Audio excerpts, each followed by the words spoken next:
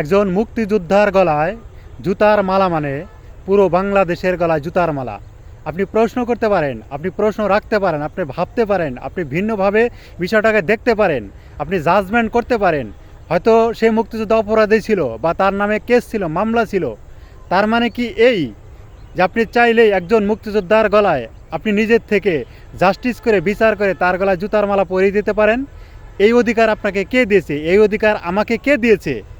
একজন মুক্তিযোদ্ধাকে, একজন জাতির সূর্য সন্তানকে, খেতাবপ্রাপ্ত মুক্তিযোদ্ধার গলায় এভাবে জুতার মালা পরিয়ে প্রকাশ্যে তাকে ক্ষমা চাওয়ান বা তাকে এলাকা ছাড়া করার অধিকার আমাকে আপনাকে কে দিয়েছে?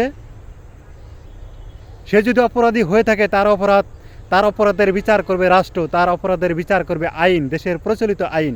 আমি আপনি কে তার বিচার করার? প্রশ্ন করা যেতেই পারে, প্রশ্ন রেখে যেতেই পারি আমি।